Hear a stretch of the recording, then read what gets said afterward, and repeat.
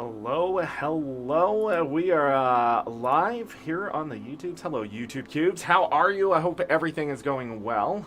We have not been here since Monday, so here now.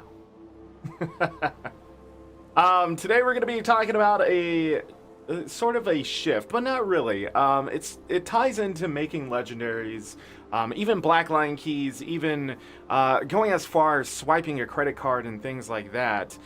Something that affects us in our daily lives and something that affects probably, I don't know. I think everybody at some point will feel this about something or experience this through life. And usually when we experience it, we sort of trudge through it. But when it comes to video games, there are a lot of things we can do to sort of deny ourselves relief. Things like that, because humans themselves like to live in misery, and I don't know why. And to this day, I have never, ever understood it.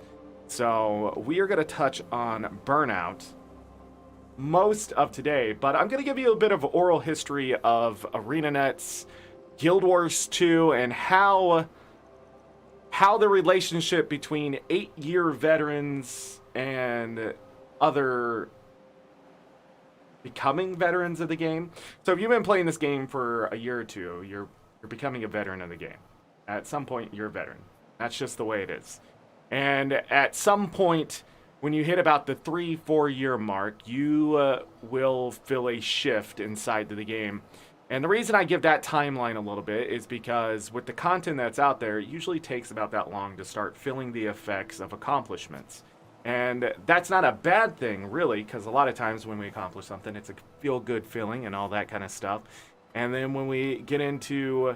there's just a point in anything where you just feel like you can't do anymore.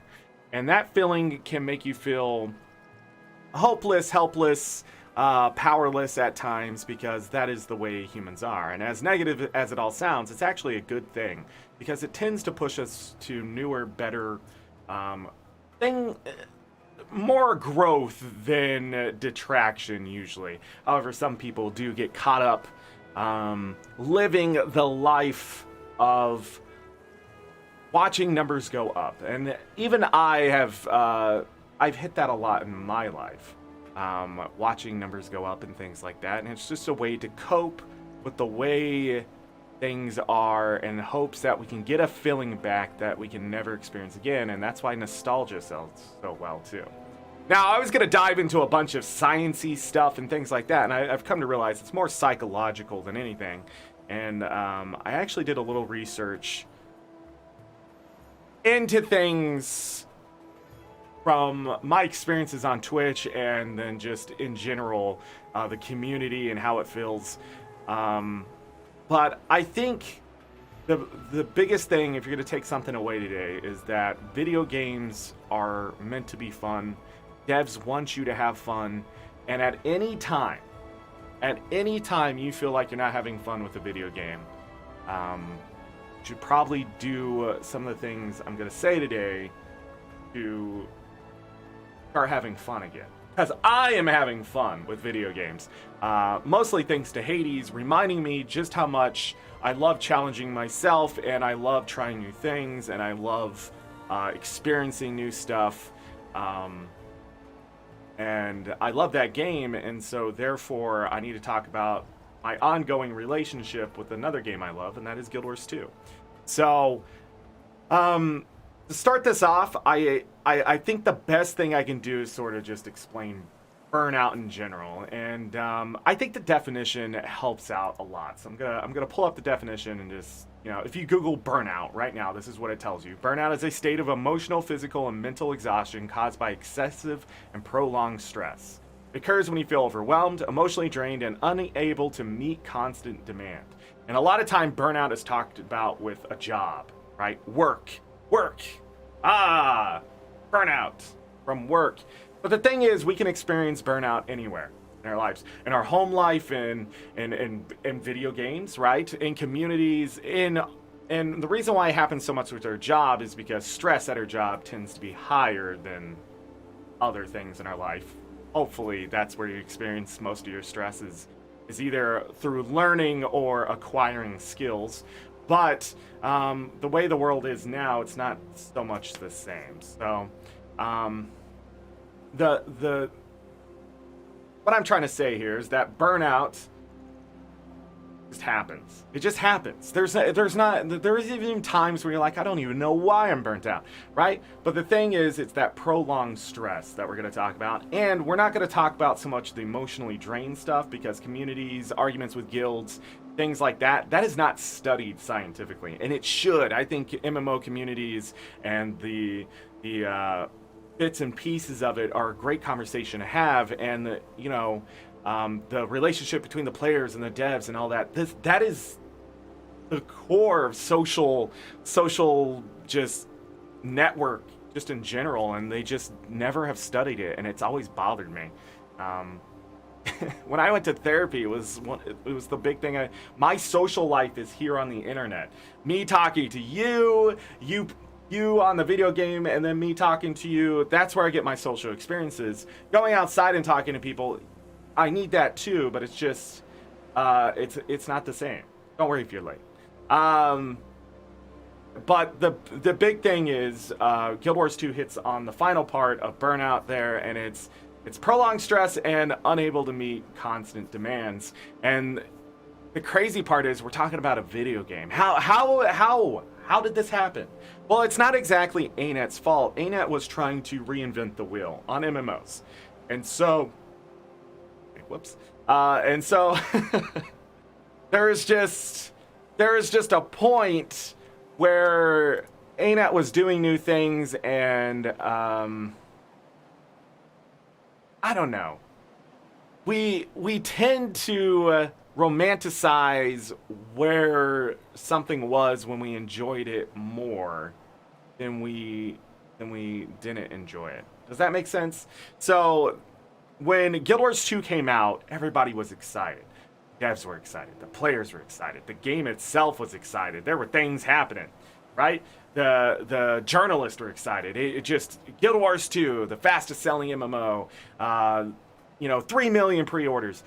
All these things that were happening. And then you get in the game and you're just experiencing this world and all these things that are happening. And in the first month or two is when a lot of people decide, well, I'm going to keep playing this or not. And then a lot of people fell out after about a couple months because it's a new MMO. Once the freshness wears off, the honeymoon phase, we got married, being Guild Wars 2, we were discovering other things about our lives, right?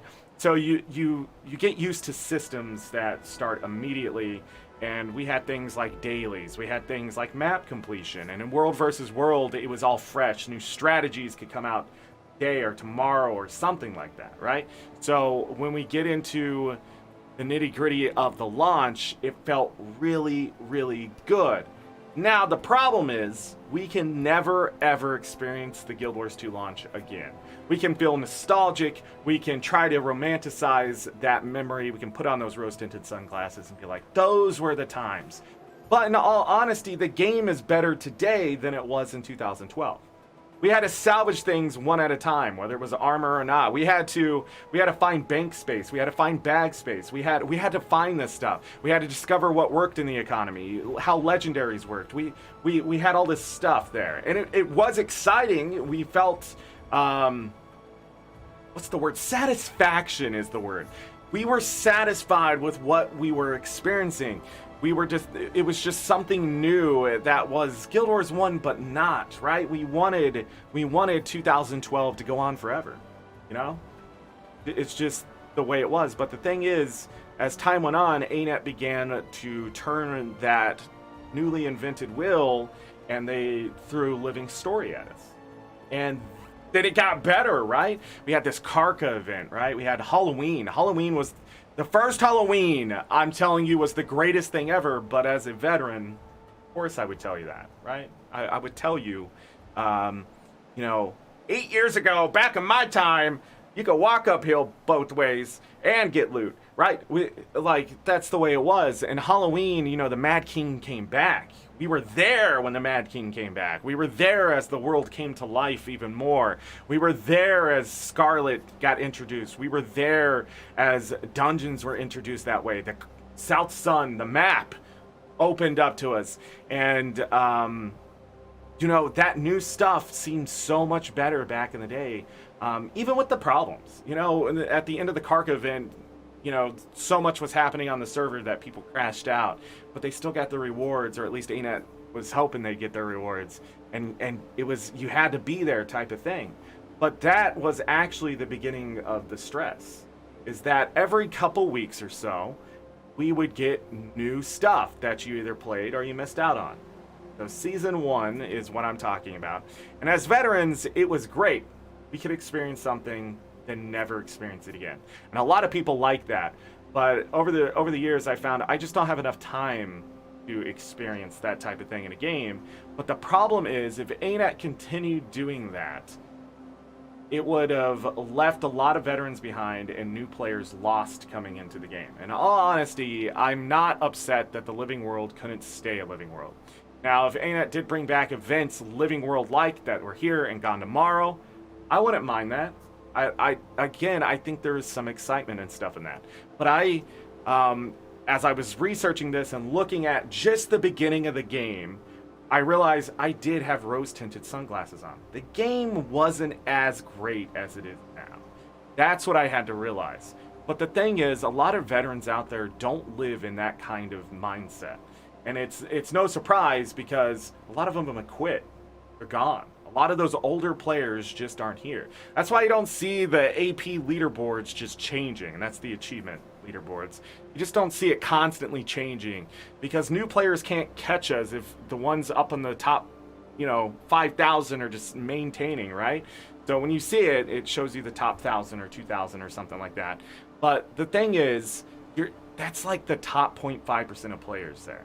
And yes, I am on that leaderboard, but I just don't care about it anymore. And yet, no one's really catching me unless they were already on the leaderboard, right? And I don't play the game nearly as much. I used to play the game on average 5.5 hours a day.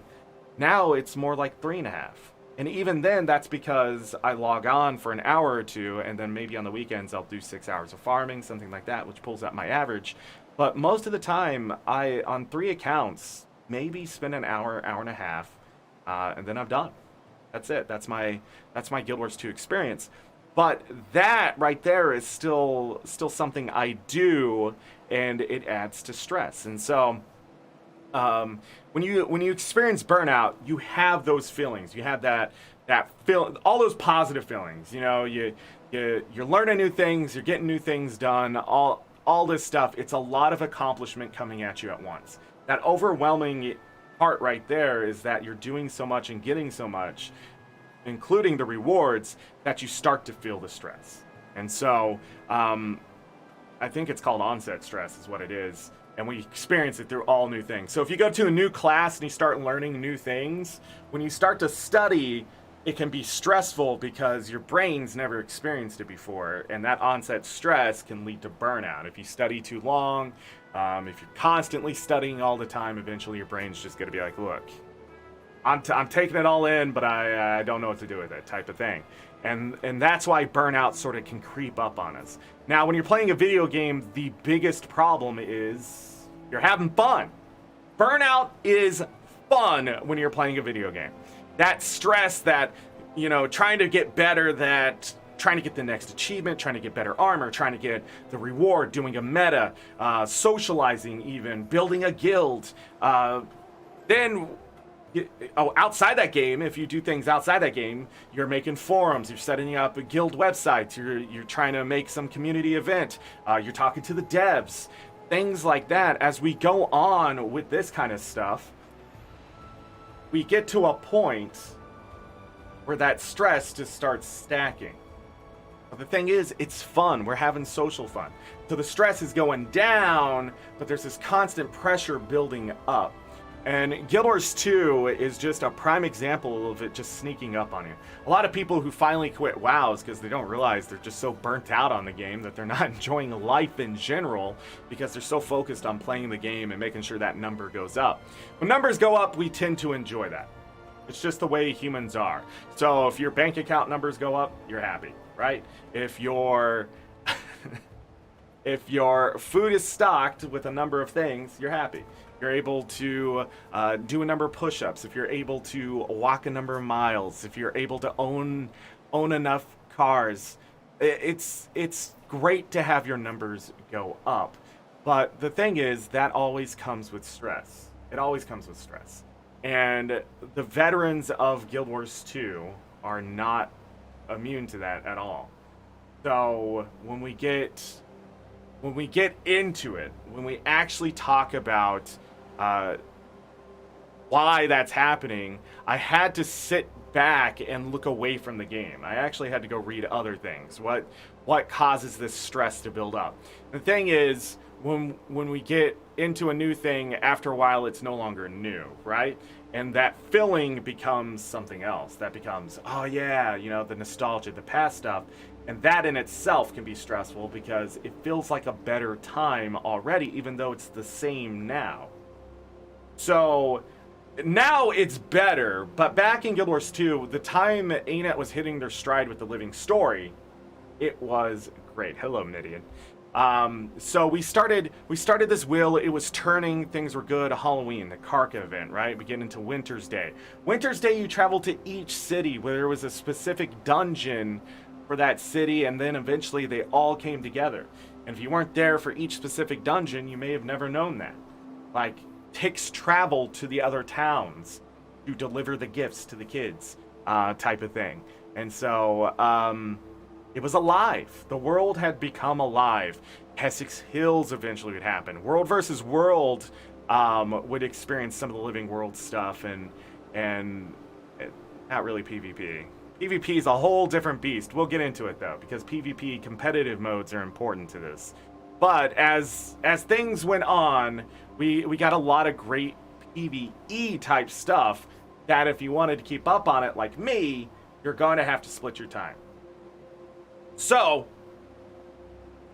what ended up happening was that I was in World versus World, as were a lot of veterans who still play the game. A lot of people who started playing Guild Wars 2 got pulled into this competitive World versus World, Realm v Realm.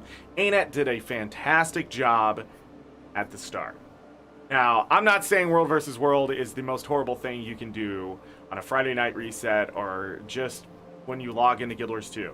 Not saying that. In fact, it functions, it still does what it does, and a lot of people still enjoy it, and then there's some people who don't. But inside of a community that starts with something so great, there's eventually a breaking point for a company, whether they can keep up with what they're doing, which Anet could not, and if the players could keep up with it. The time the Twilight Arbor changed to Scarlet's Ether Blades and things like that, the time that dungeon came out, I was burnt out on the PvE stuff, and I was still in World versus World commanding. A lot.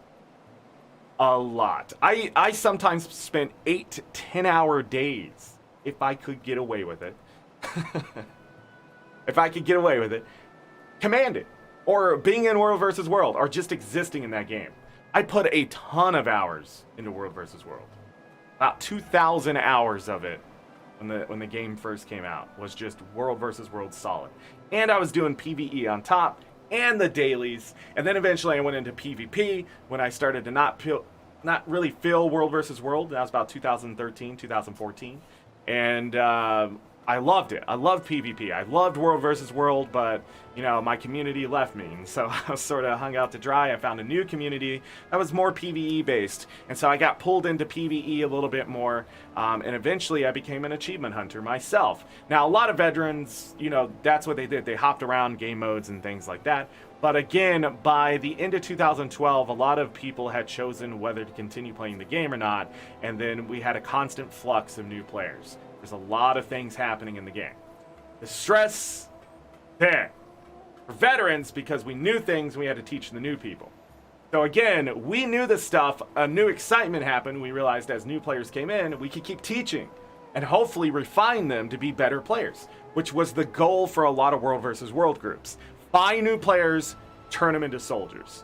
That was their goal. Listen to me, stay on the tag, go. And PvE was guild missions were introduced, right? We had that was before even guild halls, just to let you know. So we had guild missions, we had guild events, we had guild meetings, right? You started taking in new players, you're recruiting all the time. My guild on Isle of Janther, we had to kick people that were just 2 months, about 2 months old, and we had to guess because we didn't have that login information that you guys have now. Again, it was harder to do these things back in the day, but we had to manage that way. We had to go in and be administrators and figure out, where's the cutoff point. 2 months was the cutoff point for my guild because we were so active. At points we had 40, 50 players actively with us. World versus World, we could take a PvE group of about 25 players to 30 players into World versus World on a reset. And that was just a PvE guild. That's how hard we recruited and how big that guild got. That took work. Then, not only that, we opened a PvP room where people could come do their dailies because that was the easiest way to get your dailies done and a lot of achievement points. So I was there doing that. And of course, there's some people who aren't part of your closer knit community, and so they come in and break the rules. Eventually, you could mod people. What we ended up doing was something against the rules, and I'm just going to tell you, since it's been so long since I've ever done it, we actually bought an account to run it as an administrator account that 3 or 4 of us would log into to kick people out of the PvP group. The ones breaking the rules, or the ones who were done, or AFK, or whatever, and were just staying there for whatever reason. So, because we didn't have a way to have an owner and then put mods in there, right? And so you guys have that now. So there was a lot of work in the early days, and sometimes even some of it was technically against the rules. Arc DPS was technically against the rules. Taco was technically against the rules, right? Like, we were using things that were giving us an advantage or telling information, things like that. But it all got refined. So if you're a new player coming in and you use those things, it's because it got refined. We got to the point. The partner program didn't even exist back in those days either. Streaming and that kind of stuff was just new. It was a new age idea, and it was growing communities and things like that. So as we did all these things from the end of 2012 going into 2013, and Anet was doing these things, Anet realized they could not keep up, and so they changed course. We ended up blowing up Lion's Arch still. We ended up doing that kind of thing. But then they set a course to make Living World Season 2 and introduce their first expansion, which that's where a lot of people are going to get caught in this burnout. And so if you're an 8-year veteran who didn't quit during HOT, you are more than likely going to be very jaded for a lot of reasons. And so as we continue this timeline, again, this is more of an oral thing. You can go look up things, and you can even go back and look at archived conversations, just how the game was talked about then versus how it's talked about now. It's more, the memes, the cynicism, it's just jaded reaction from veterans. Feel that, Midian? Yeah. But that's just it. It's just a jaded reaction. So, Quando hello. And the thing is, a lot of them don't even realize they're burnt out. I've said that a lot on my streams, and I'll say it here, because they don't. That slow buildup of pressure has caught them for so long that even if they're having the same amount of fun as that stress is building, they're not going to have as much fun as they could, because they're so focused on maintaining the status quo of how they play or how the community expects them to play or whatever it is. And, raids were actually really good for Guild Wars 2 in the sense of breaking that status quo. But sadly, that created a new type of burnout. So we're going to back up a second before we get into Season 2. The greatest thing you could do as a player, and still to this day, is make legendary equipment. Okay? A lot of players have done this. Grind, grind, grind, grind, grind, grind, grind, until they get their legendary, right? The shiny comes out of the forge, and then they go, I'm taking a break, and never came back to the game. Or years later, or sometimes months, if they were lucky. Or, now what do I do? Ladies and gentlemen, the prime example of burnouts is to stress out over one little thing to the point it just sort of breaks you when it finally happens. This thing you're expecting to happen. So, I'm not sure. If anybody has an answer to this, can you please help Coco Rum out? Free-to-play player looking for a guild? I can't think of it right now. I'm doing this thing. But if you can help him. Finding a guild is one of the things that are going to help you not burn out on the game. So if you're a free-to-play player, there's ways to answer recruitment. I think you can find them in the map and do say chat for sure. I could be wrong. I know you can't mel and whisper as easily. So, unless they add you. Can he still say something in map chat? I can't remember. I don't think so.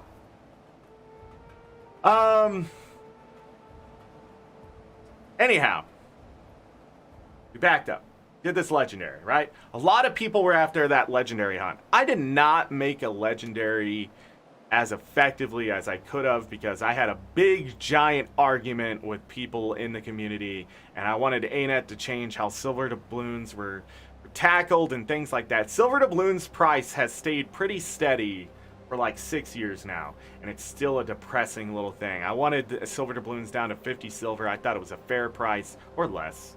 And I thought it was dumb that you have to pay as much for silver doubloons as charge lodestones for most things, because you needed to stack. And I ended up making 2 juggernauts to do it. The second one was more proving a point with the new system, and the first one was just, it took forever, and I was going to finish it, even though Hammer wasn't really used for anything. I used it on Guardian, though. Hammer's a lot of fun on Guardian. And I also had a Hammer Warrior for a long time, but I ended up putting on my Guardian for World vs. World, because I commanded with it after a while. But anyhow, my point is, there is a point every time for a player in the game where you do something and you're so focused on getting it done that when you get done, if you feel like you don't know what to do after that, you may have been experiencing burnout all along. And it's the biggest indicator. If you finish it and you're like, finally, I can get it on a character, you put it on the character and you're like, okay, get this raid ready, and I can't wait until Sunday to show it off. That is a different feeling, experience, mentality than if you finished it and just didn't want to play the game anymore. That right there, that feeling is burnout. That's what it is. Same thing when you get up in the morning and you don't want to go to work because you know it's going to suck. That is burnout. That is the feeling. I don't want to do this anymore.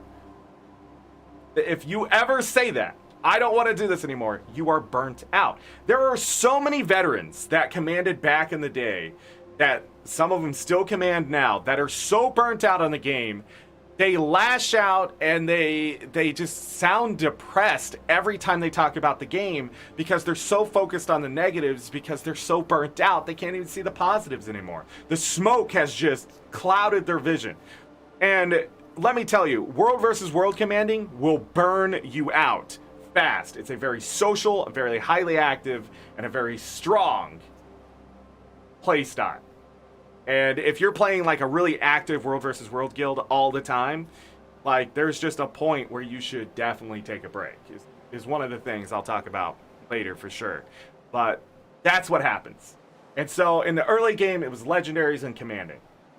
Both of those I did. And then the other thing was completing achievements. I did not focus achievements until the late game. But even once I got up to about 36,000 achievement points myself, I just didn't want to do achievements anymore. I didn't want to do achievements after hitting 30,000, but I kept going because they kept happening, right?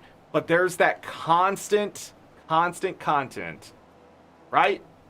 Constant content that slowly adds stress and builds that stress bubble up to the point where I was burnt out and I just didn't want to admit it, or I didn't even realize. I didn't even realize until I took a break in 2019. A break, 30 days away from the game. I did not realize how burnt out on Guild Wars 2 I was. We're talking over 6 years later, where I was just like, I'm taking a break. I'm done with this. And then 6 years later, yeah, crazy. I just want to let you know that that's my experience, and that we're not even hitting the expansion yet. Legendaries, Commander stuff, and I was already burnt out on the game. Helping lead a guild, helping lead a guild, all that kind of stuff. My level was so high already of being burnt out that I didn't even know, let alone real life, man. I had a job, I was married, we were moving around, like, that stuff is stressful. Then you go to a video game where you feel stress, but you're like, no, this is fun. You're trying to convince yourself of it, and you've deluded yourself to the point where you believe it. Your delusion has taken over. Like, it's crazy.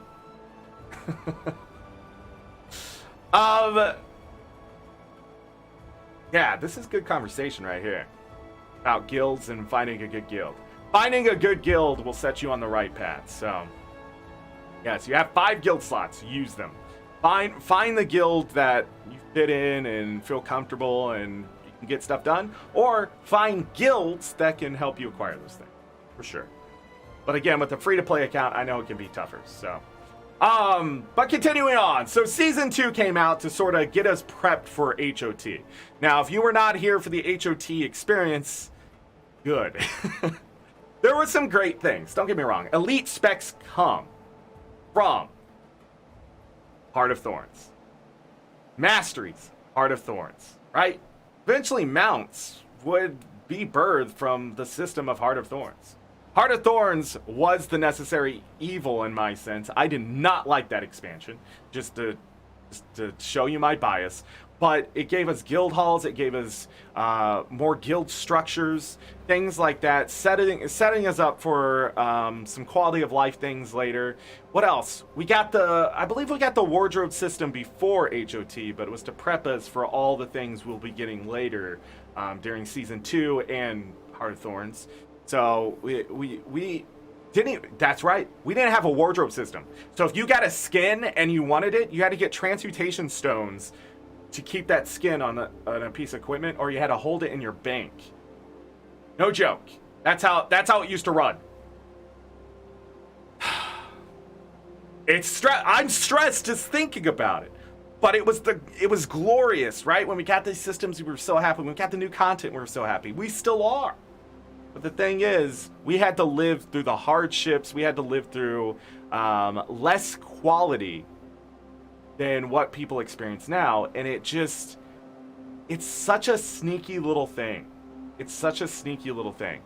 Because that stress, it's so easy to overlook in our lives that you never think the video game is going to make me stressed out too. But it did. It did.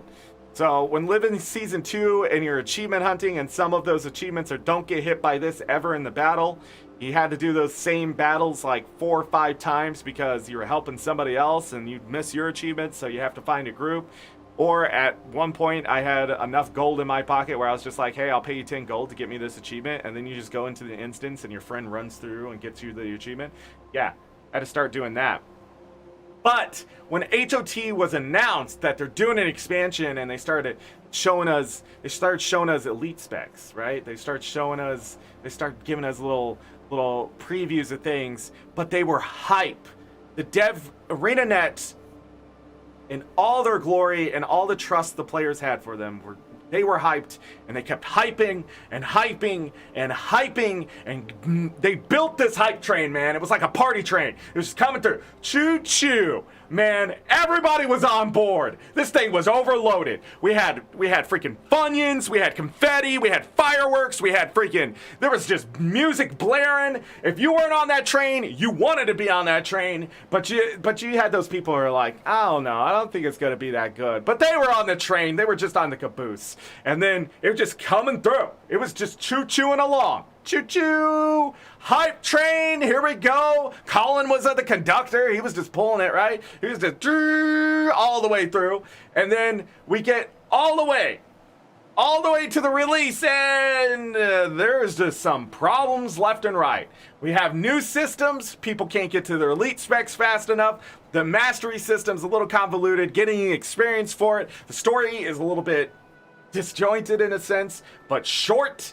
And there's only 4 maps, and it's meta-focused, and we've been doing metas all through the living story, so we didn't really get anything new. Dragon Stand was pretty cool, though. And then there was stuff. There was legendaries eventually, and then there was like things were there, and then Anet realized this wasn't that good, or somebody told him it wasn't that good, because they sort of just stopped making content. Fixed some things. There was 6 to 8 months of just nothing. So we went from content update, content update, content update, quality of life, new stuff, talking about this, an entire expansion, bunch of new systems to learn, and within a couple months that was figured out, or you quit the game because your burnout had caught you finally. What ended up happening was this content drought, and we had people making content for the game, and then there was just nothing. So even if you left to go off the game to watch your favorite content creator talk about Guild Wars 2, that dried up very slowly. Like, there just wasn't much going on with the game. 2015 was probably the worst year for Guild Wars 2. And I don't think that year could ever happen again for ArenaNet. Thank God. It could, but the game wouldn't survive. It just wouldn't this time around. Because so many people burnt out trying to get the content done on HOT because they were so used to a 2-week cadence that suddenly went away. When new content came out, I'm telling you, they would complete it in like seconds. Achievements, story, whatever it is, these people were trained. And I say these people because not all of them were veterans by that point. They were new players being taught to do it this way. They would just rush the content. Rush. The faster you did it, the more you knew, and then you had to go tell everyone, right? And the content creators at the time, that's what they did. They had to get through the content. You know, you had the Dolphy, right? Hope she's doing well, all that kind of thing. But you know, the guides had to come out, the videos had to come out, the stuff. There wasn't a partner program that was set up the way it is now, where we get to take a second and be like, okay, all right, I'm ready to make my content, and then the content releases, and we get to release our video, right? That just didn't happen back in the day. It was sort of figure it out now, or you know, there was betas and things like that they could talk about before the expansion came out and see if their guesses were right or their speculation and things. But at the end of the day, so many players finally got to HOT, and they just ran out of content so quickly because they just rushed through it and said that's it. And they had already burnt themselves out on commanding, legendaries, achievements, whatever else, leading a guild. That a lot of people, when they saw building this guild up, and I mean, a lot of people took a year. Even my guild, as rich as it was, took us a long 9 months, I think, to finish our guild hall. And people were not prepared to just be left out there to their own devices. And so all that burnout, all that stress, all those emotions, all that hype came to an apex in 2015 after HOT, and even I took a pseudo break.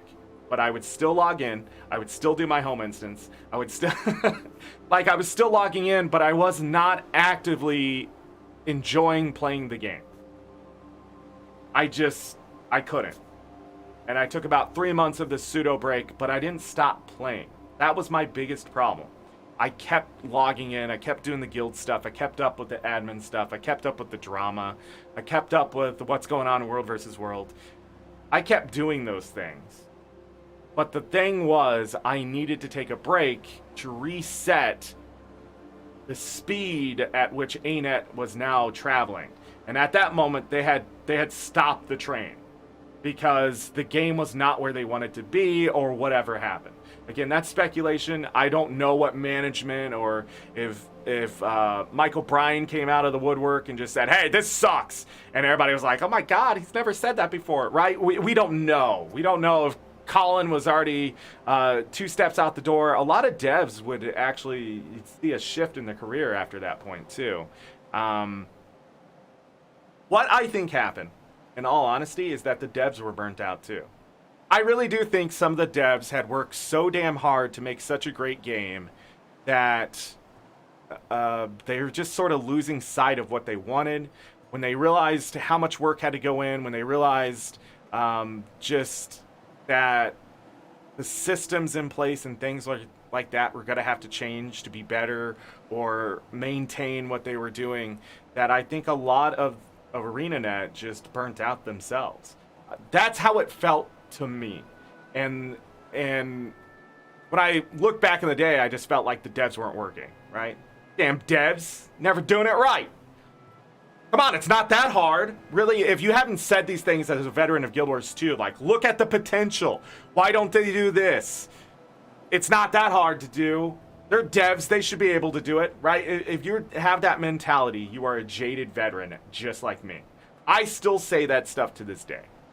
I still think there are problems within the company that could be better.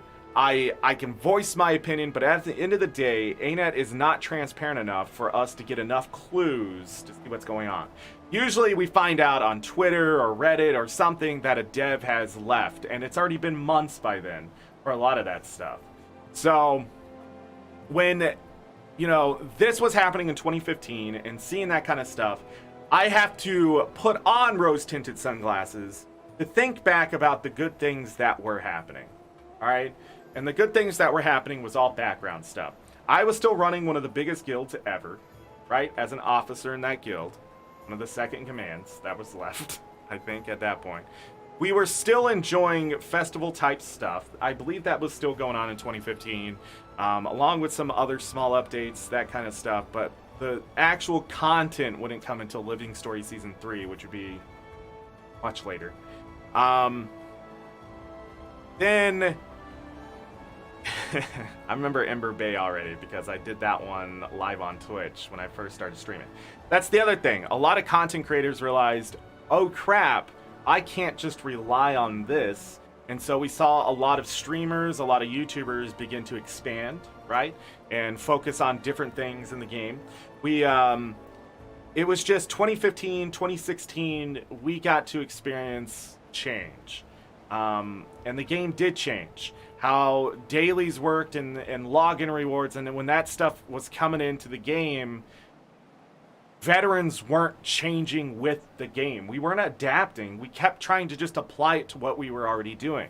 And so a lot of veterans in the game just kept, they didn't want to experiment. They didn't want to change things. They wanted to find the meta and then make it work. They wanted to take the circle and just hammer it into a triangle, and it just never fit.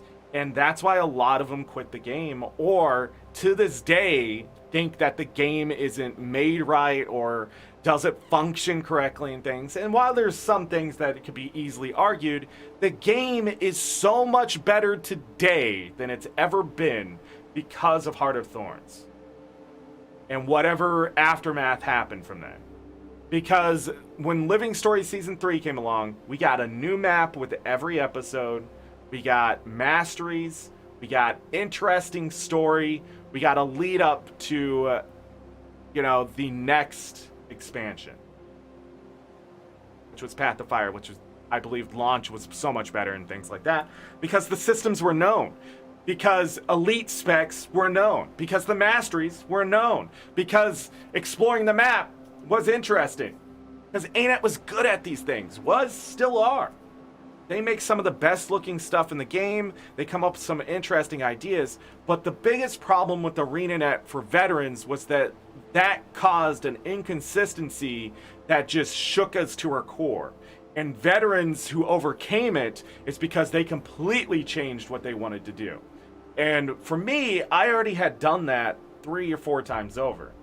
I went from World versus World to PvP.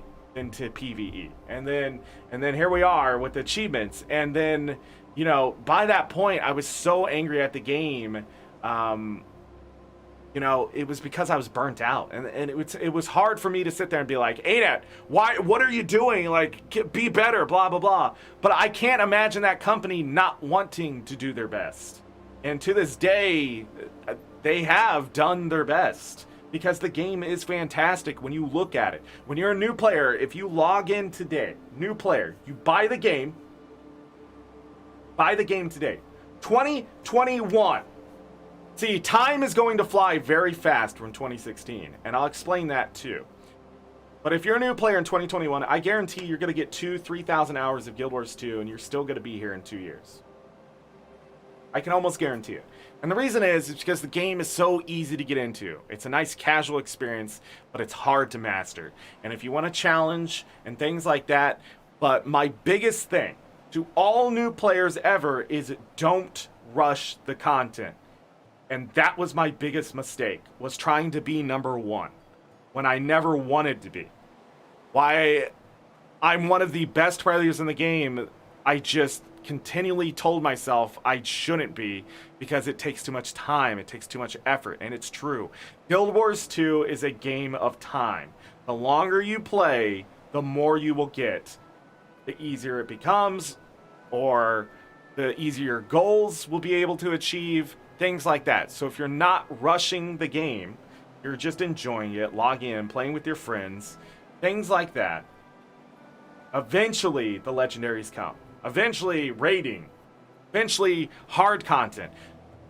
Finishing all the masteries, getting all these achievements, that kind of thing, it will happen. It just will.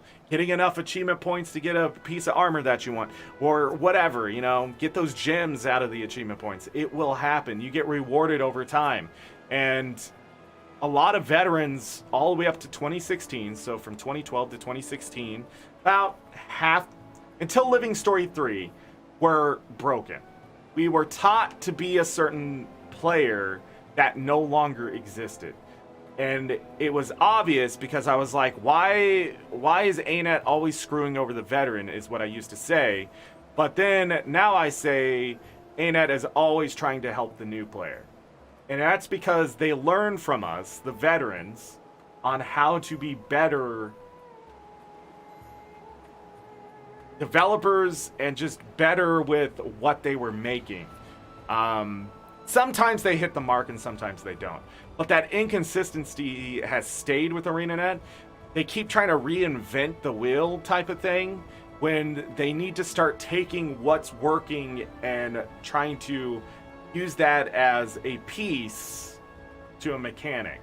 And then put this here and put this here. I like how they do the movement stuff a lot now. I hate that mechanic because I like my character to only be moved by me or to be, you know, knocked back or something like that, right? Because then I realize it's my fault that happens, right? But when you start sliding around or being thrown in a circle or whatever it is, or being knocked up in the air, that verticality and stuff like that, it's great. But for a veteran, that's not where I came from. We've rarely left the ground, if at all, to jump up to a vista. Gliding mounts, those did not exist. So, you know, when Path of Fire came out in 2017, I was done. I was actually done with that game. By the time was it 2017? It was August, I think, of 2017, where I was on stream and I said, there's nothing left for me here. There is nothing left. And Ruby was in my chat and she's like, hold on, just wait. And then they announced Path of Fire is coming out the next month. I mean, it was like 40-something days until the expansion was coming out. And then immediate hype, right? I was like, yes! Expansion! And then we mounts and elite specs and just all these things, right? But as great as that was, veterans that come from that era of 2012 to 2016, especially if you're 6 to 8 years old, you either adapted or you're like me. You're just trudging through the stress. You're just doing it because it's what you've been doing, and you're trying to nail in that circle and the triangle still that sometimes I catch myself doing. But thank God for my guildies and stuff like that. If I did not belong to a guild, I would have quit this game years ago. It would have never, I probably would have never even been here on YouTube type of thing. But it was burnout is all it was. And there are so many veterans that have gotten so cynical and depressing, and they're just jaded. They're absolutely jaded. That I hope if they ever see this, they need to understand it's time for a break. It's time for a change. That's it. We were taught something and it's no longer there. And yes, is the game still fun? Yes. 100%. Yes. The game is still fun for us veterans. They're still doing great things at ArenaNet, but it's not our game anymore. The new players' game. It's those that are here the last 3 to 4 years. You know, they have experienced what the game can actually do, and we will never feel that because we didn't get to experience that freshness. We got to experience what it was like before. We got to experience what it was like to get content every 2 weeks, you know?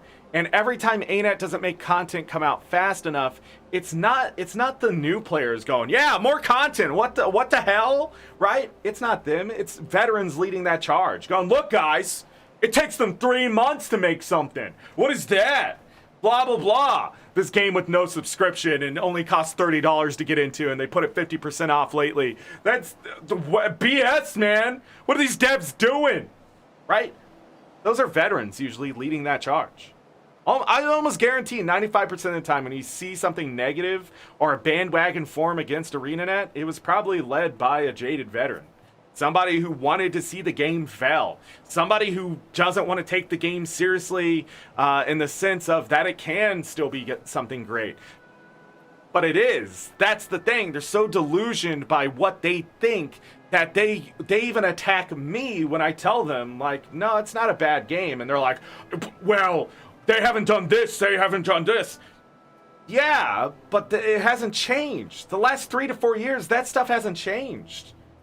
I mean, that was just it. By the time Path of Fire came out, nothing had really changed in the sense of how they were doing things. When 2018 came around in the Living Story Season 4, it was good content. It was great content. It was fantastic content. It hadn't changed. They had found their stride and they started going. And even now, they felt like they weren't fast enough, so they sped up content for the Icebrood Saga. But we've had the Icebrood Saga for so long, it doesn't even feel like it's been around for almost 2 years. And oh, they got on stage and they made this big thing. I thought they were going to announce something great. They did. They were announcing this is a new era when they came out with the Icebrood Saga. And right over the veterans' heads. Just, I could not tell you. Some new players, they were on board with that because they're used to certain things. But veterans just led that charge of Anet just rented out this hall for nothing. You didn't listen, you didn't watch, you didn't look, you didn't pull your head out of your ass. You just sat there in your just depressed state in the corner and said this wasn't good enough. When what is? Nothing will ever be good enough for a jaded veteran. Ever. Nothing. They could balance the game tomorrow and make it the best balanced state it's ever been in, and I will still complain about it and say it's not enough. I know that. I will say that. But I am wrong. And I'm aware enough to understand why. That's because this game cannot offer enough for me. I've been around for so long, I know the ins and outs. I know some of the devs and what they do in their home lives. I've been around for so long that I have argued with veterans and debated them about this game as a casual, and they're arguing against me, not understanding it's a casual goddamn game. If you log in and get rewards, it's a casual game. It's the same thing when you pull up a mobile game and you log in, they give you stuff for each day that you log in, or for a streak or whatever, or you get free gems from something to log back into the phone, and you're doing the same crap every day. It's a casual game. Even if the content gets harder, it's a casual game. The raids are just this weird thing that exists, okay? They just exist. But has Anet continued with that? No, they went to strike missions, which is a more casual thing. They have gone to dragon response missions for story, which is a more casual thing. And that right there, I like this right here. We are getting more content than we think. We are. We're getting more content now than we ever have. So, I just want you to know that ArenaNet's Jaded veterans, while they still lead parts of the community, while they're the most influential voices and probably loudest, I want you to know that if you somehow got to this point, which is 55 minutes on my timer, if you got to this point, I want you to understand one thing about Guild Wars 2. It's a great game. Even if the next expansion comes out and it's more of what they did with Path of Fire or whatever, the content and the level of quality and things here isn't like when I went and played another game and didn't like the combat system at all. Or, like yesterday live on stream on Twitch, when I was frustrated because I couldn't pick an object up, which still happens in Guild Wars 2, but much rarer. But the thing is, it's when there are little things that bother players long enough, Anet fixes them. The salvage system is the #1 top thing fixed by a dev from ArenaNet. They care. They care. And it's taken so long for me to understand that. It took me 2 years after taking a break to understand how much they care.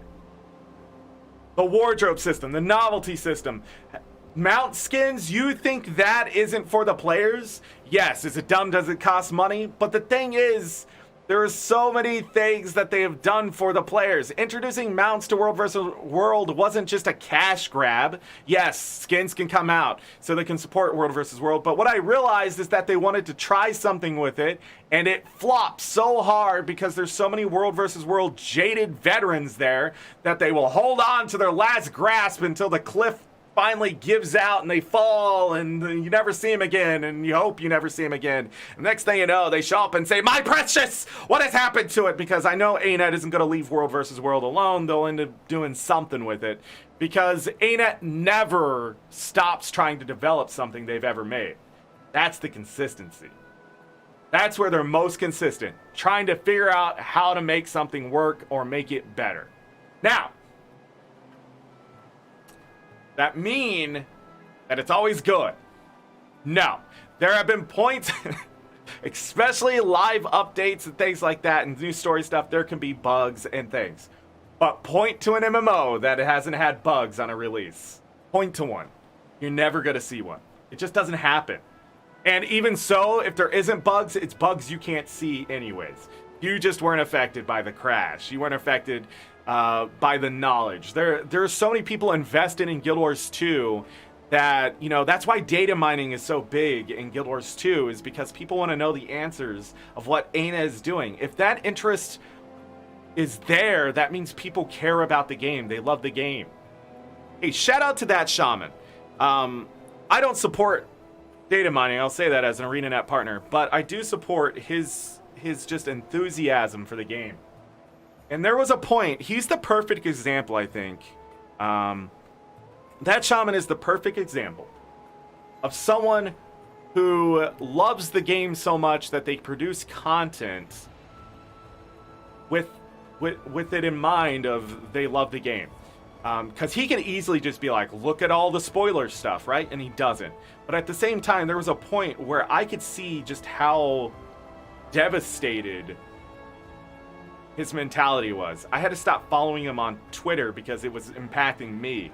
Because there was complaints and things like I do all the time coming from somebody who just obviously loves what they do and their hobbies and stuff inside of it or whatever. What happened there?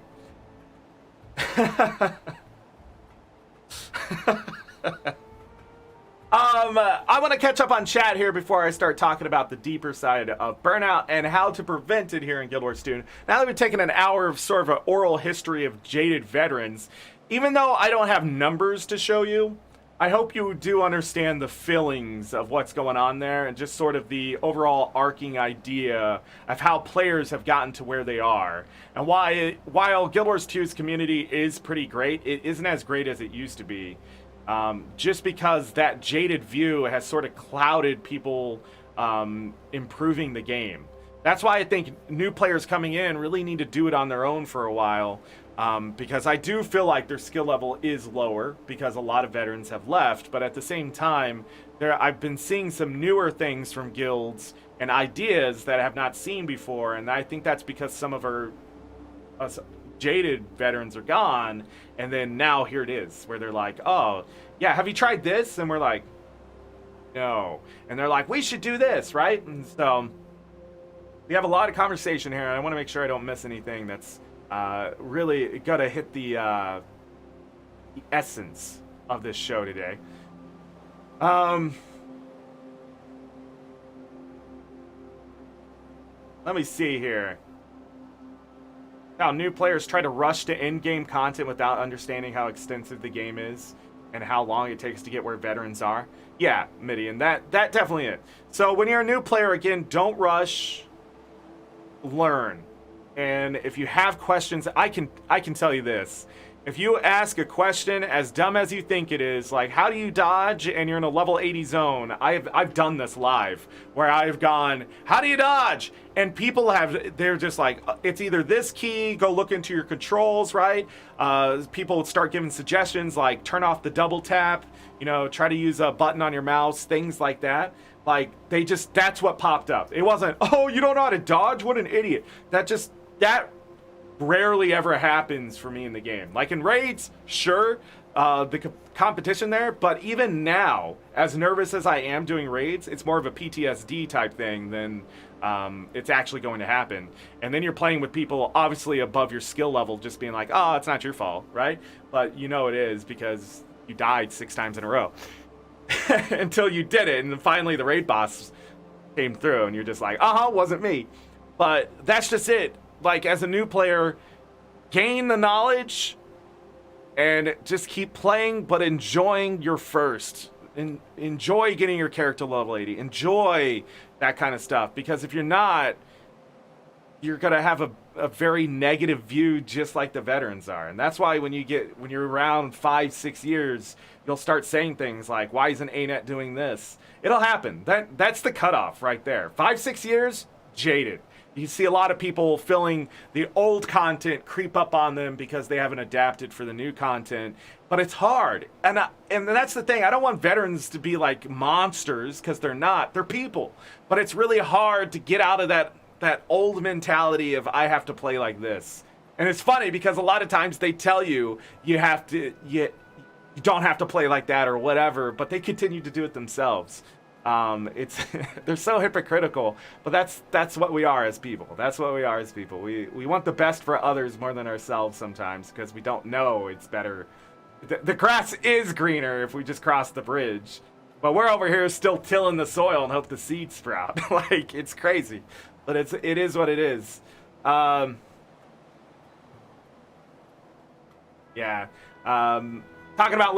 We talked about Living Story Season 3, disjointed, but there's still great maps. The story's still great. There's a lot of great things that came out of it. The Beetle, as much as I think that needs to be fixed, because server lag and things like that, I don't know how they could fix it, though. That's just it. I'm sitting there just complaining.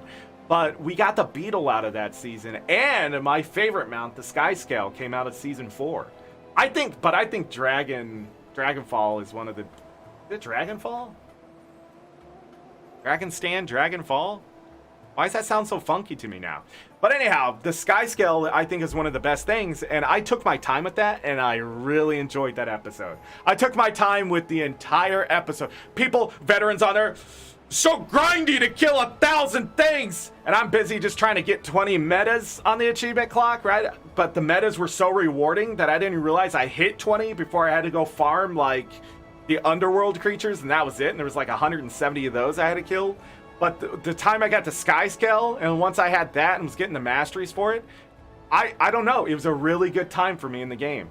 But I'm going to explain why.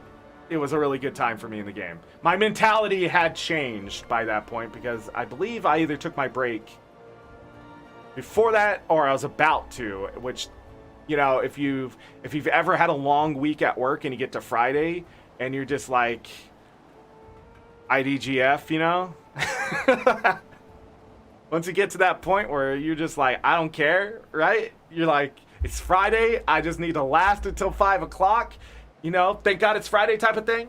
That mentality, that actually is competitive to burnout.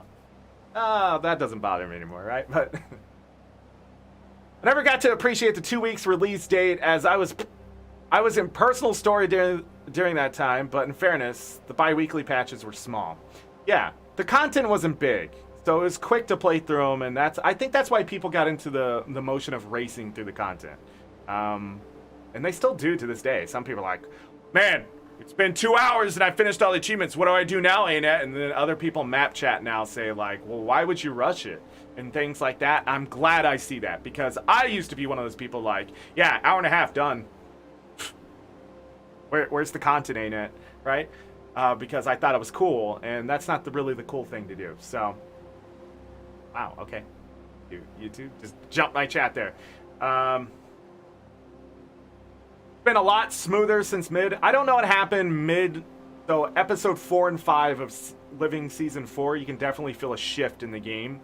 And with the first 3 episodes, they're a little more polished for whatever reason too. I've gone back to those maps they run. There was an update today where Anet was talking about helping the server situation and things like that, which is good. So they're getting rid of latency. But more of it is the fact that like the content and the maps, the detail, that kind of stuff sort of went up. Egghead, Riddler, King Tut. Please Hodor, thank you for the follow. Welcome to my mob. How'd that work? I don't even have that on. How did that work? Never mind. We'll just keep going.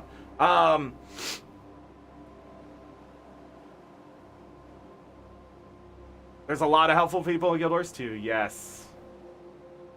Only toxic and in-game tier 4 CMs. So competitiveness will always create toxicity.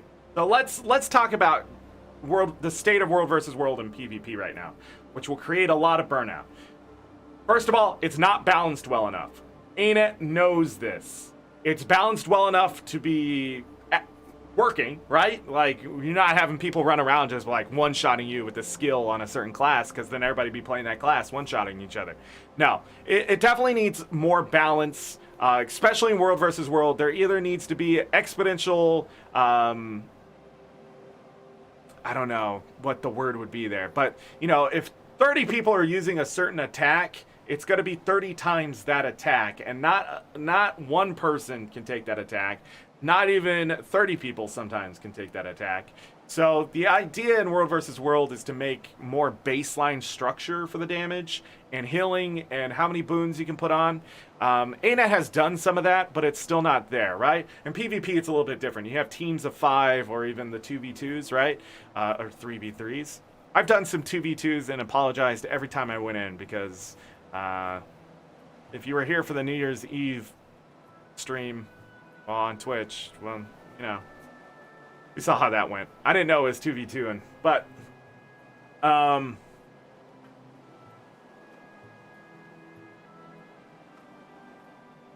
yeah, that's how it was. A lot of bugs, all or nothing onwards, basically. Yeah, but in that competition, there are some people who no longer want the game to succeed because the game mode did not adjust like PvE did, or PvP for that matter. So in World vs. World, we have dealt with the same beast for a long time, until they added pips and mounts and things. See, they were doing things with the game mode. What really hurt the game mode was back in HOT when it was all desert borderlands. There was a lot of things that slowed the players down. Fighting was far and few between, and it just, when that's happening, that's why they reintroduced the Alpine Borderlands, because those were better for the fights and things like that. So Anet's really big on attacking They want you to attack, attack, attack, offense, offense, offense. Defending is a very boring and unrewarding thing, so they want you to avoid it. I believe the structure of World versus World can definitely be changed for the better. The alliance system that was teased 2.5 years ago now, I'm not surprised it's come out because there's like 90 freaking systems that they're going to have to work through to get it to work. But at the same time, if it did come out, it would probably bolster World versus World as it is now. PvP, the biggest problem that happened with PvP is that the balance got away from ArenaNet. The ESL pulled out in 2016, I think it was. And then, of course, the heads of the community stopped taking it seriously. Some of them got in trouble, things like that. And it's also been plagued by the bot problem. World versus World's always had bots. PvP, not as much. But with the access to that stuff and things like that, competitive mode has gotten very bad, in a sense. It's not horrible, it's not unplayable, it's just not always a good experience, which again is not what you're looking for if you're trying to enjoy something in the game. So, oh yeah, the Griffin. I totally forgot about the Griffin. Sorry, I'm gonna segue away from that with the worst segue ever.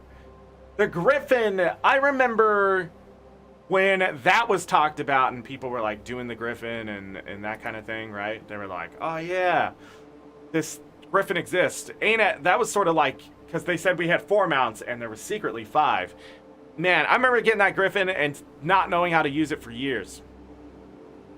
Nah, I'm just kidding. It took me a long time to learn how to use the Griffin. The Beetle, not so much. The Griffin, Skyscale, really easy to use. Griffin, it's definitely an expert level of mount.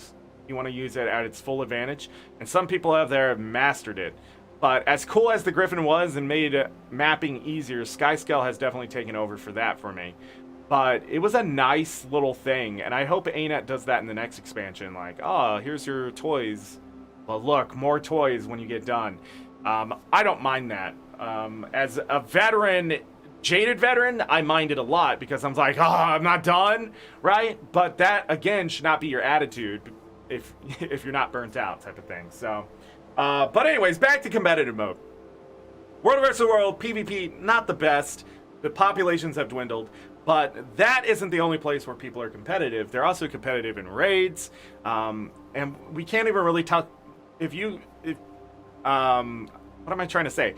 Guild versus guild can be absolutely a thing in the game, but ArenaNet just hasn't supported it yet. And I think that would draw a lot of attention if they could get a system to support that in any way. But I don't think it would ever be a fleshed out tournament type thing, ever, in all honesty. But if you guys don't know who Roy is, he's a guy who's run GVG in the Guild Wars 2 community, ArenaNet partner. Roy does that kind of stuff, even though there's a group of people plaguing it. I do hope GVG gets better because when you're there, it's working. It is a lot of fun to watch these 15, 20-man groups slam into each other and get a result. And it's not like in World versus World where you could have like a Zerg and Blob just running over people. These are people who have structured meta systems competitively against each other. And that's what's great. In PvE, there is raids, and people have gotten really competitive in raids in the sense that they want to beat the thing, and they're expecting you to be the best. And all of that, and all that competition, and all that trying to get people to be all the way up here when they can barely get here, right? And that kind of stuff has created a toxicity. And then there's this toxic memeage, as I call it, where people go around and make memes to try to make the game look as bad as possible. And that took over Reddit for a while. And I'm done with those toxic people. So, you know, I tried to be part of the community and things, and you realize just how toxic some people really are, even without even trying. And it's just there, and it's really hard to get around, but, you know, it's up to ArenaNet to fix those problems in the sense of balancing PvP in World versus World and coming up with better systems and that. And what that will drive is new players in to sort of override a lot of that cynicism. And as new players keep coming into the game mode, those toxic people are sometimes those leaders who are burnt out and being jaded. What ends up happening is they shift back into that teacher's position if they have the energy. I mean, or they just get so flustered because there's all these people with new ideas and stuff that they quit, which is not what you want. Or they also become toxic. They try to make the game fail, things like that, or they try to convince people that the system doesn't work and things like that. But when Anet gives you a new pen to write with, you should try to write with it first, and you should learn how to write with it. You can't just expect it to be successful because, you know, you've written with a pencil before, type of thing. Every writing utensil they've ever given us for the game worked, but some were better than others.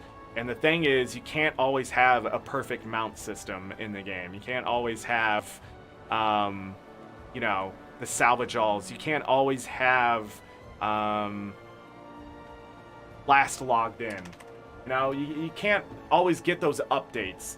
So sometimes it is up to the player base. And I think back in the day, especially 2013, 2014, a lot of the communities were taking care of themselves, and it just doesn't happen anymore because the leaders of those communities quit pretty early. And so we were just left with more of the substandard, I'm really loud and people like to listen to me type people, and not really the ones that are knowledgeable or willing to work with what they have or to adapt to the new systems. Instead, they'll fight it all the way.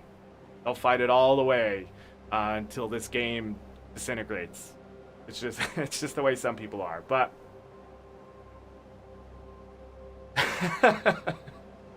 that's funny. I understand that 100%.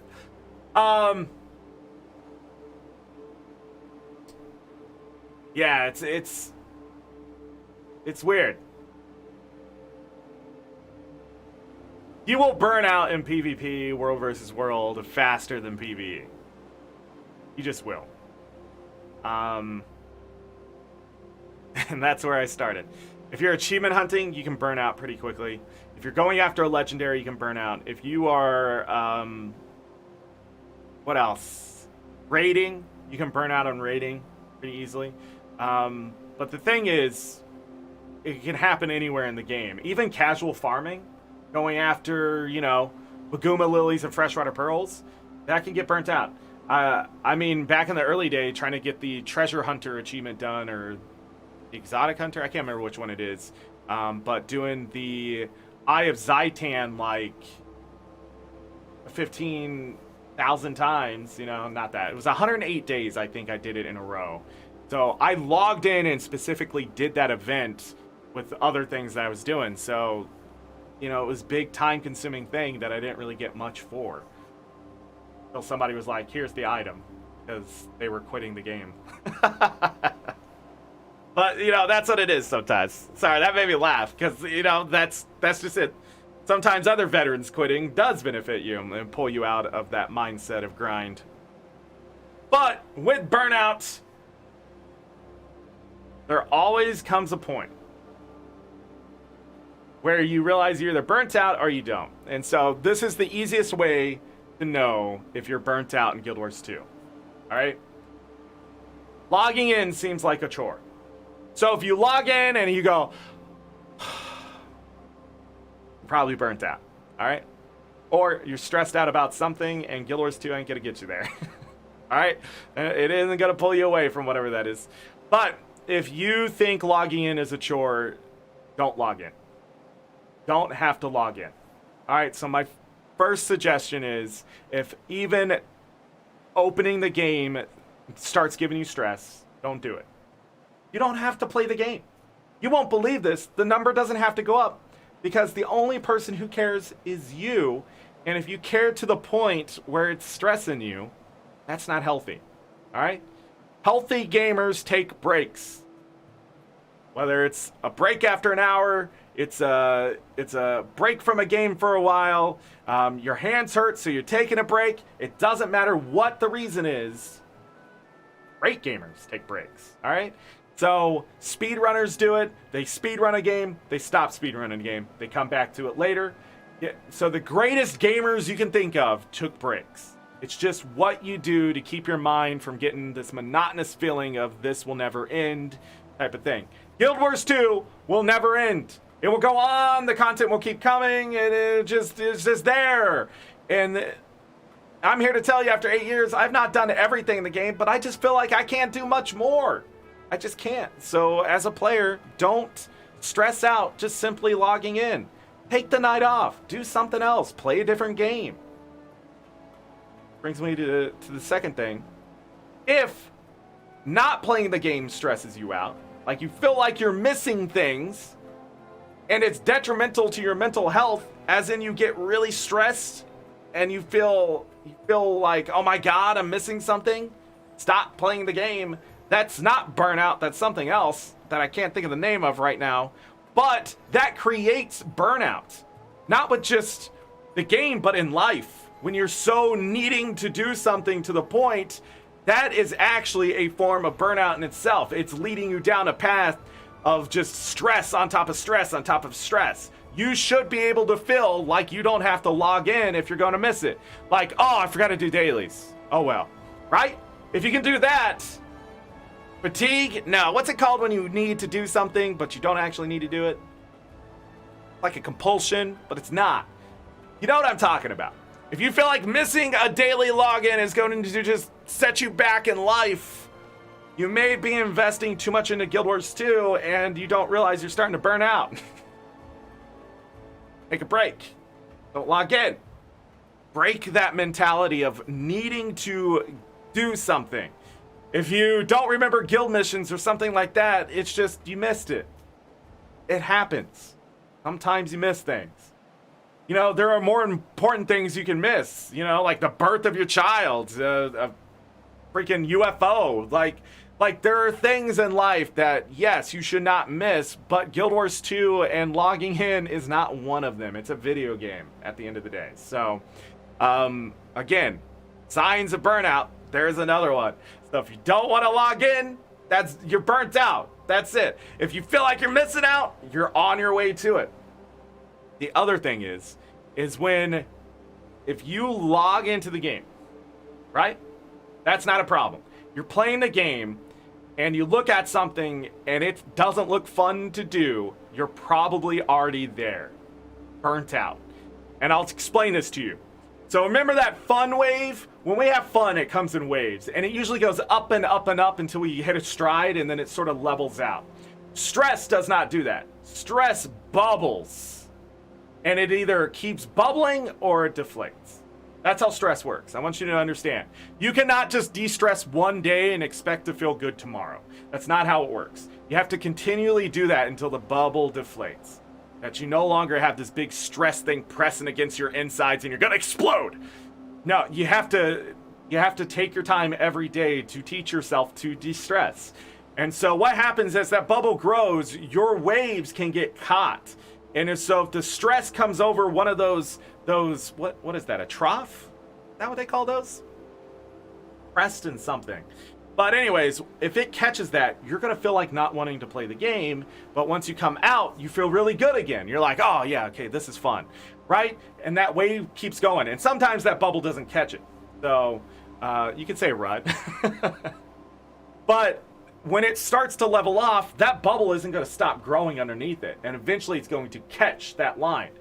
Sometimes that fun is a distressor, so, well, it de-stresses you. It's not a distressor, because a distressor is... I just realized that word is like the opposite of what it means. But anyways, so what ends up happening is that you log into the game and you look at stuff you want to do, and you suddenly feel unmotivated. You're burnt out. The bubble has reached the fun line. Because if you want to do those things, you would just do it. Right? You look at it and be like, oh yeah, I gotta go do this. And so you go and do your home instance or whatever. When I log in, if I ever feel like I just don't want to do things like the dailies, I no longer do them. Okay? So there's a big tip for you. Don't do the stuff you don't want to do. Because if you do that, it's just going to add to the stress bubble, not to your fun meter. And if you take a break and you have that stress bubble shrink, when you come back, the fun doesn't just dip down. That level may dip, but as soon as you come back, it starts to rise again. So what ends up happening is your fun goes up, your bubble's smaller, and so when you come back to the game, it's fun. I did this. I took 30 days off the game. Didn't log in. There was some guild stuff that happened, but again, when you're a guild leader, you can't help it, or a leader of community that's mostly involved with Guild Wars 2. That? There? It's trough? It is a trough. Okay. But anyways, I took 30 days away. I told my guild I cannot do this, right? I took time away from the game. And it was great. I found out that I had many hours extra a night. I spent time with my family, my dog. I had supper. I was no longer eating and playing at the same time. I was just finding I had an extra time to do things. I played other games. I focused on getting some stream stuff done and that kind of thing. We almost had YouTube videos, but I just didn't feel they were up to quality. And now you get this, so enjoy it. Hey, don't forget to hit the like button and subscribe. Thank you. Perfect time for that. I just remembered because we just went into it today. But that helps me out. We need to get to 1,000 subs as our goal, and just all the likes just are awesome. You guys have been really great with that stuff. But anyhow, the 30 days was as great as anything. I could focus on other things. I could go stream and then get off and not have to be like, okay, time to do Guild Wars 2. I'm already back into that motion where I'm logging into Guild Wars 2 because I'm trying to get legendaries done and get prepared for End of Dragons. But at the same time, I'm catching these things that I'm telling you about right now, and that's burnout. Do I want to burn out before End of Dragons? No, more than likely I am going to take a month away from the game again before End of Dragons comes out. Come back, go into the game, just enjoy the casualness of it, and then when the End of Dragons hits, boom, off to the races. 14 hour streams again. Kind of podcast, yeah. One day we'll edit it. But anyhow, the thing was, what I realized is my bubble had deflated to a point when I came back to the game didn't even look or feel the same.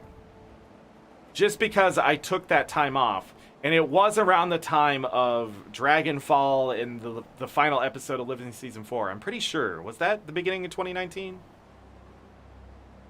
I don't remember. Sometime around that. And I remember just coming back and just enjoying the game again.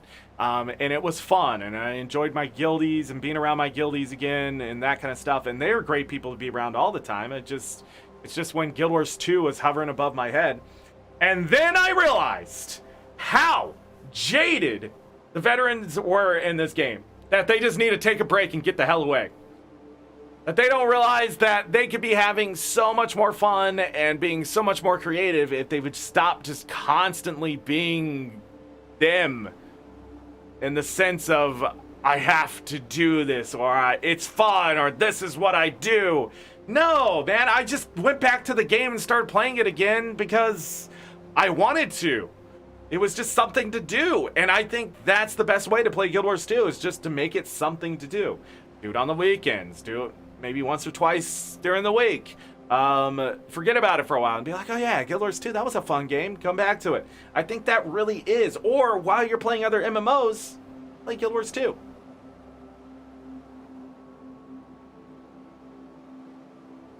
There you go. There you go. I mean, so that's just it. If it's making you feel like it's a job, if it's making you feel like it's a chore, if it's making you feel like you're gonna miss out and just adding stress to your life, if it's making you feel like it's just the thing you do, you're burnt out, man. Or you're at least headed that direction. Or you need a break. That's just it. And so the other things, if you're still logging into the game and you still get enjoyment out of the game, what I can tell you is slow down. Slow down. You don't need your legendary armor. If you're not enjoying raids, stop doing raids.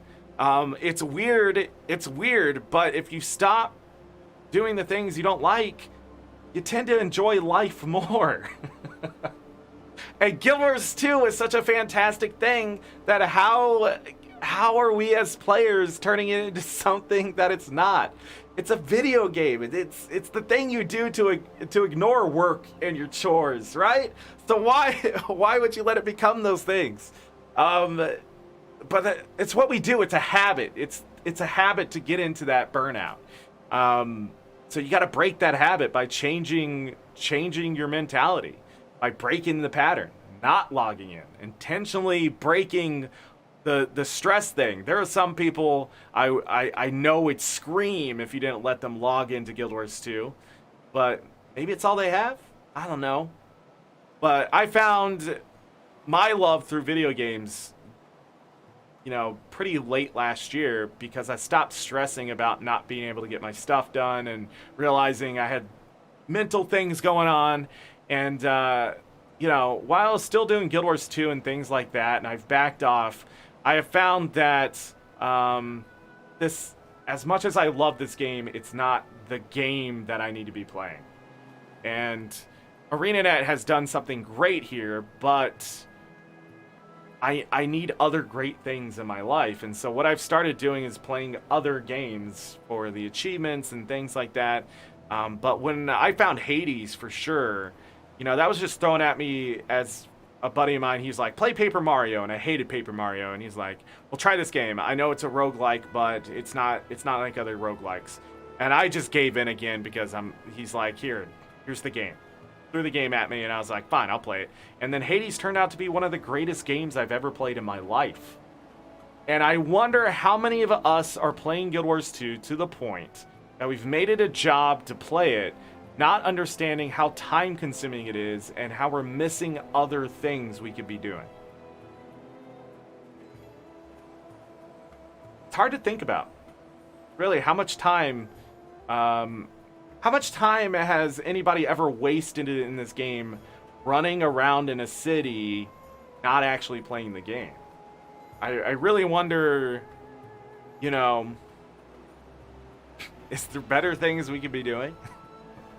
There always is, but I mean, the thing here is that Guild Wars 2 is going to be here tomorrow. I mean, if this doesn't age well, so be it. But really, I don't think Anet's going to stop anytime soon. So, you can take a day off. You can prevent the burnout. I think I have something here about like how to prevent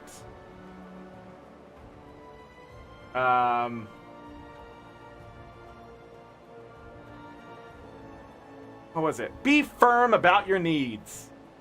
Do you need Guild Wars 2? No. Do you need time for yourself? Do you need time to enjoy things? Do you need time for the simpler things of life? Yeah. Yeah, you do. And you deserve it. Even if somebody else says otherwise. We use video games to escape, and we can't escape.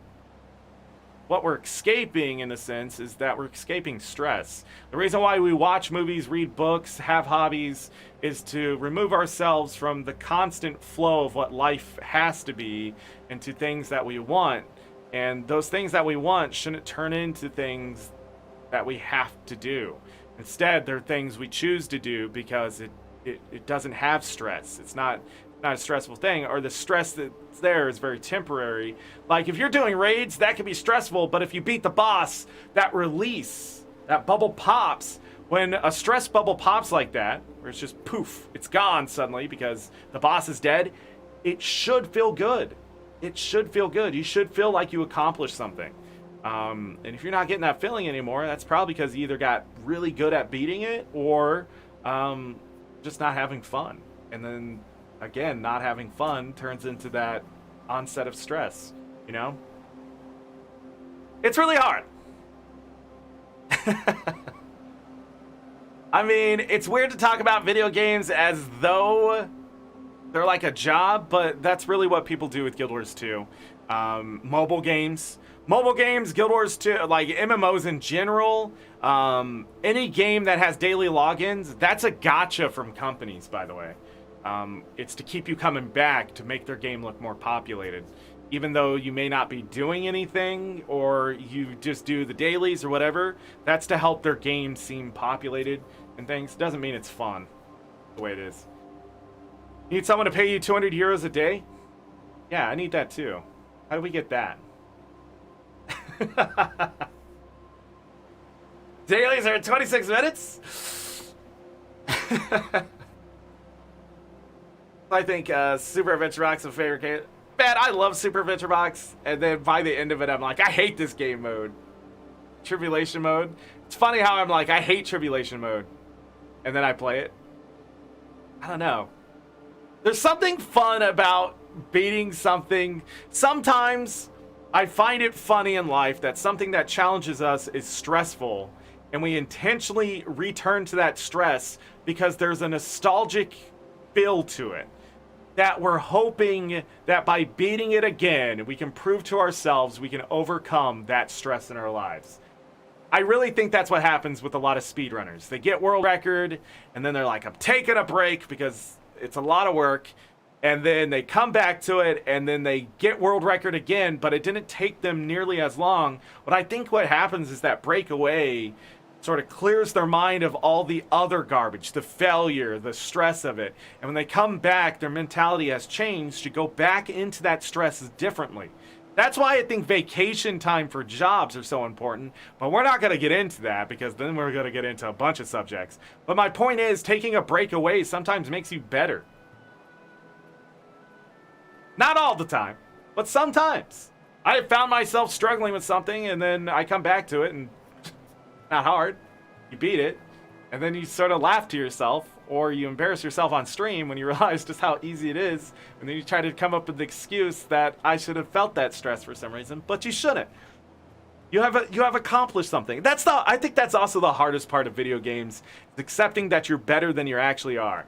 And that's why, here in 2021, I've told people it's the year of gaming. Do the game stuff. Sit down, play a game, try to beat it, go back and play games you've played before, do whatever you got to do this year. But let me tell you this, you are better than you think you are. And we can be better as people, and we can be better as gamers and players and whatever else in our lives. But I think gaming is a very easy thing to step into and just teach that to ourselves. I've said this several times for a long time, that if more people played video games, the world would be a better place. And I will never think otherwise, because I've seen the positivity that video games bring, and come on. Video games raise money for charity. Video games bring us closer together. Video games give us a coping mechanism. So burnout shouldn't be a part of that. We should find ways to spice up our gaming life in general. And Guild Wars 2, as easy as it is for that stress bubble to build and feel like we constantly have to do things, it's really easy to just let it go, and just enjoy something else for a while, and then come back and realize, wow, this is fine wine and great cheese. That's the beauty of Guild Wars 2, when it's teaching you, yeah, you can eat our excellent food and constantly get an injection of something great, but the thing is, go try some other food, because that burger isn't going to taste as good, and that spaghetti's just different from what we serve, and then, and that's just it. And then you come back and you're like, oh, wow, yeah, this food is great. It's just that thing we do as human beings. We get in the habit of enjoying the great stuff, and then we turn it into, this isn't great anymore, but it is. We just have conditioned ourselves that that's the norm, and it's not. Guild Wars 2 is not the norm MMO. I mean, as much as I at one point just wanted Anet to prove that they didn't know how to develop things, they would just shove that in my face and be like, oh yeah? I really do feel like the game directors through my entire existence on Twitch and now here on YouTube are going to always press the button to prove me wrong. Where I'm like, oh man, mounts are going to ruin the game. And then they're like, boop, you said what now? And then here I am like, sky scale!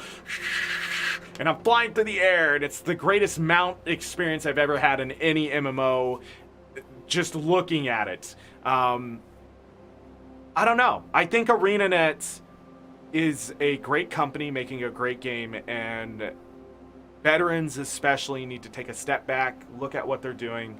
I hope the community's toxicity that has grown since HOT, especially in the early days, I hope they understand that, they don't have to be toxic, that they can enjoy the game in different ways. But I also hope ArenaNet understands that they do have to fix some things, like World versus World, like PvP, that they get the bots under control, that they get, you know, they get world versus world better structured, better balance for sure, and that things like raids and strike missions and the challenge modes, those don't have to be toxic either, but they need to be sort of stepping stones to harder content that's there. So, you know, raids shouldn't just be like, here it is. It should have been, you know, here's practice, here's normal, here's the rewards that you want. And then you don't get blindsided by something, and you feel like you are accomplishing something in those kind of game modes and stuff like that. So change is still subconsciously bad sometimes. Change for me is really hard, especially, but if you're a person who struggles with change, I will tell you this. Learn to change before the change happens. Be proactive and interdependent to what's going on. So if you know something is going to come along to stress you out, de-stress before it gets there. If, like, you're going to move and get into a new space, don't wait the last minute to pack and procrastinate because you don't want the change to happen. Go ahead, start packing the stuff, doing the work to get yourself ready, and plan out the way you want the new room to look. If you've seen the new room especially, you can actually draw a picture and be like, well, I can put my bed here and type of things. That stuff, as silly as it sounds, helps you with change. It's something I do now. Like, I kid you not, people would think I'm a hoarder, but I just like junk in this corner, and it can't stay there anymore. But I just feel unmotivated to change it because it's been there so long, I feel comfortable with it being there. But if I was to clean it, it would be changed, so. This stuff is another conversation we'll talk about one day. Why there's gatekeeping, I'm sure we'll talk about. But before we take off here, man, an hour and 41 minutes, my God. All my ramblings and stuff like that, at the end of the day, just enjoy the things you do, and Guild Wars 2 is definitely something I still enjoy doing, even though sometimes I act like a jaded little veteran. Almost said something else there. Ooh! But before we take off today, I just want to explain February. So Monday and Thursdays here at 4 p.m. Central Standard Time is what I'm planning for YouTube. Now in February, I may be taking a week off of YouTube and Twitch, but Twitch, I think I'm taking 2 weeks off at some point. And the reason is because I'm redoing everything. I'm going to sit down, redo all this stuff you see here. You see how that green screen keeps catching me? I'm going to figure that out. But I'm just going to devote my time to 2 things in that 2 weeks. For here, YouTube, it would probably just be 1 week. Mental health. I need to find someone to help me get refocused because I'm still struggling with that. I have a task that's going to take 20 minutes. It takes me 30 minutes to work up to remembering I have to do the task, and then it takes me 40 minutes to even start, and even then it takes me an hour to get the 20-minute task done. I can't live in that kind of world. I don't have that kind of time. I'm getting old. Something like that. I know what the problem is here. I adjusted it on Twitch, but I didn't adjust it here. I think that's the problem. But anyways, also, I'm going to try to connect with some people who have been helping me try to do this stuff. And I'm going to use February as my excuse to try to get some things done for here at YouTube and over on Twitch, and change up the looks and stuff and refine it. Again, this background is very plain, but I don't know. It has sort of like a simple feel to it. But that's my plan in February, so there will be a week where there's just nothing happening there.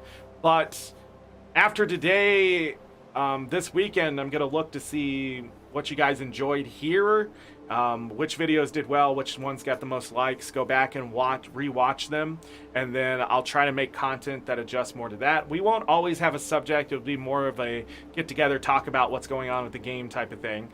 These are turning into more like podcasty type things, but in the future they may just be gameplay. And we will be going, I was going to say maybe, but no, we will be going to other games and stuff like that. On Twitch, we're finishing Final Fantasy 12 tomorrow. We do Stardew Valley and stuff over there. I'm not saying those games are going to be the norm here, but there may be some games where I play here to talk about them, what I enjoy, what I don't enjoy, type of thing. So we're going to be seeing some new games happen, and stuff like that here, and grow the channel. And eventually videos will happen, and these live shows will be edited down, so you guys don't have to sit here and listen to me ramble all the time when I'm talking about absolutely nothing important. Or there's a moment where I have to stop and, you know, read chat or whatever, that I don't waste my time with the big long silence. Stupid question: what is the best place or type of gaming and game for getting karma if you didn't start Living World Season 4? Getting karma, I would... Winter's Day. You just missed it. But other than that, events, do your dailies, make sure you're eating those consumables. World versus World will give you a lot of karma. What else? Achievements will give you karma. Yeah, exactly, Quando. I need to learn that stuff too. Guild enhancements, yeah, get the boosters up for karma. That's not a stupid question. Karma is actually pretty hard to build up outside of Winter's Day. Takes time. Then like Sandswept Isles, if you have that, if you don't have the Living World maps, Silver Waste isn't too bad to get karma, but on the Living World maps, you can get a karma drop, whether it's a consumable or automatically consumed, things like that. They've changed it. Bitter Frost isn't too bad either. If you go around and kill things, you'll get karma drops there. But yeah, never a stupid question. Fiddlers do. I think we're gonna end there. I don't know if I covered everything. I don't know, but I did want to talk about it a bit because there are some things out there about me and what I've done on Twitch and stuff. And while it's not bad, I don't think I'm refined enough to have a detailed conversation, but at least I can give an overall idea why some veterans act the way they do. And it's because they're from a different era. It's just weird how video games have those eras. But pre-HOT is an era, post-HOT is an era, and then Living Season 3... the Living Season 4 is an era, and then we're in the Icebrood Saga, which is an era. And when the next expansion comes out, that'll probably begin a new era, because Cantha's just going to be so different. Probably. I can't see it just being like, oh yeah, here's more Tyria. It isn't going to feel that way. Factions, as much as I sucked at Factions in Guild Wars 1, it was a different experience than Nightfall and Prophecy. So I'm excited. Midian, thank you for being here, being my mod. 600,000, you have 54,000. You'll get there. It just takes time. Again, this game takes time. That's what you need to know. The game takes time. But I appreciate all of you. Quando, Komika, is that how you say that? I appreciate you guys coming in. Little Leppy, Dee was here, I saw. If I didn't say your name, it's not that I don't want to... Wait, we had, was it Coco? Coco too. So, yes, thank you so much for showing up here. I didn't think this YouTube thing was even... I was even going to get 5 viewers. And some days we're getting like 15, 16 people at once. And I'm just blown away by that. But... I appreciate it. That's why I think this is going to be great. If Twitch continues to go the way they go, we may adjust more to YouTube anyways, just because. But 2 hours is about my limit, and then after that, I'll start cussing and doing all sorts of weird things. So trust me, if you're at the end of yesterday's Twitch stream, there's some F-bombs said with that Zodiac, but that's the way it is. I'm just sorry. What was I gonna say? Oh, again, if you can hit the like button, if you're new here, subscribe. We have a Discord and Twitter in the things down there. Check those out. All the information you need is down there, I believe. If something's missing, put it in the comments. If you ever have a question, ask them in the comments. I'd appreciate that. So, Oh yeah, I know things like this, but I try to avoid it in general, just so you know, if you're listening to, because some people listen to things at work and stuff, and other people can hear it, and if somebody's just being like F F F F all the time, then people are gonna look at them weird, and I don't want people to get uncomfortable because they're watching me at work, and you shouldn't be, but whatever. um, I think I said some curse words this time, but we're gonna end this. Thank you again. Thank you so much. I appreciate it. I'm out. And as always, I leave you with this. Take care of yourselves, take care of each other. We're all we got. Have a great night, day, evening, morning, afternoon, whatever time it is. Make it great.